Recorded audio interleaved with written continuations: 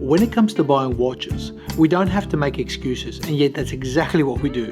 We justify, I know I do, we justify the purchase, my friends do, and I'm sure you guys do as well. But today I've got an excuse. It's my birthday.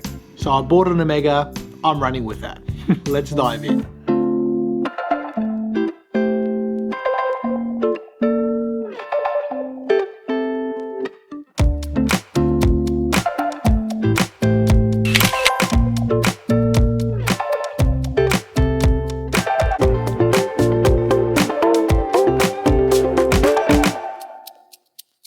I know that none of us need an excuse when it comes to buying a watch. And for me, having an excuse like a birthday, well, that's a bonus, because this thing here is brilliant.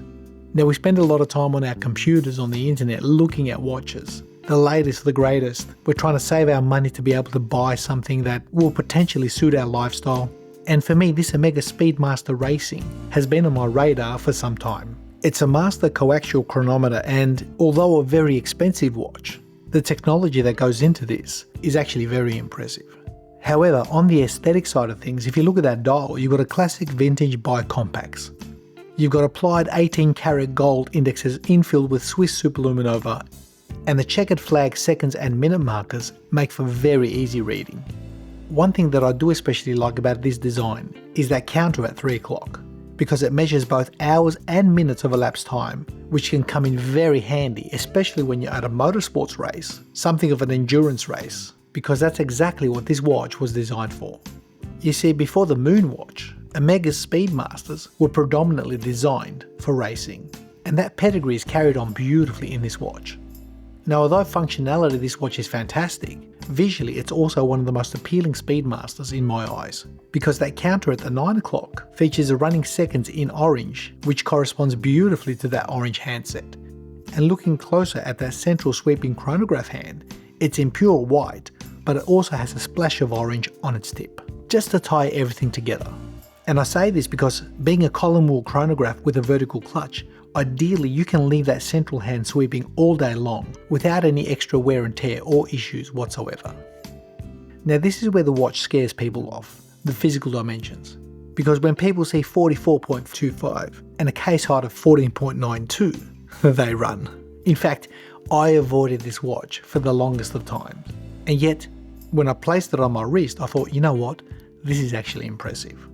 Brands like Omega really know how to make a big watch wear brilliantly on the wrist, and that's exactly the case here. Because honestly, if I measure the distance of that bezel from here to here, it's actually 41 mil. We're only looking at 44.25 because the way this asymmetrical K-shape is designed, which you could call a built-in crown guard to protect those pushes and crown in daily usage.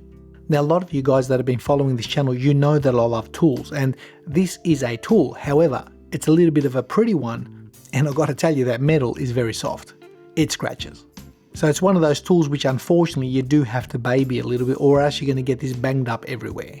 And I only speak this way because the last 6 months or so, I've been used to wearing some really solid watches, like my Sin 856 with tegimented steel. Those cases and bracelets are pretty much indestructible. But that's not the case here. This thing here is a compromise, but I still bought it because it's beautiful.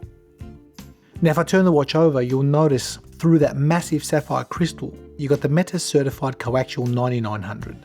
It's basically a master chronometer. And what does that mean? Well, I'm glad you asked. It means that this is a tested, fully cased up watch in 6 positions, and it's calibrated to 0 to +5 seconds per day.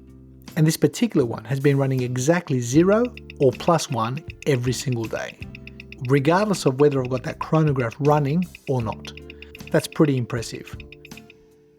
With those twin barrels, you've got 60 hours of power reserve, a more even distribution, how the power is distributed in this watch. So as it winds down, it still manages to maintain its accuracy. Obviously, these movements are synonymous for the silicon hairspring, they're amagnetic. As I mentioned, being a column wheel chrono with a vertical clutch, not only is there no movement or slack when you activate that chronograph, but you can actually keep it running day and night, as it won't affect any extra wear and tear on the watch. Now, here's a little bit of a feature in this watch, which is a love-hate relationship. It's good, but it also can be not good. That doesn't even make sense. If you pull that crown to the first position, you'll notice that that hour hand goes backwards and forwards independently of the rest of the watch, whilst the seconds hand continues to run. So if you're traveling from one time zone to another, this watch is ideal.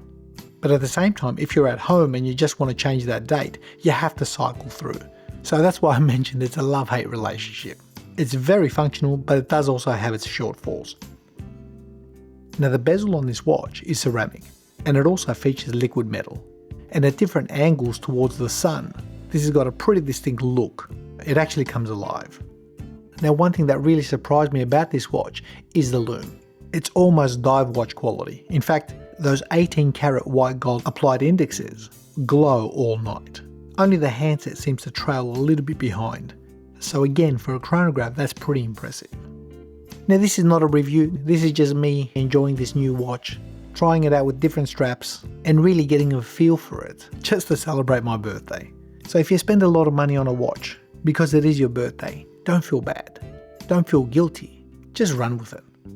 But on a serious note, this hobby and the money we do spend on watches can easily get out of hand. And from the depth of my heart, I can just say, always buy within your means, don't overextend yourself.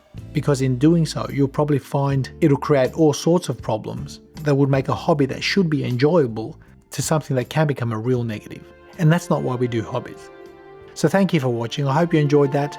Just an intro video on this purchase. In the next coming months, hopefully I'll get a chance to review it.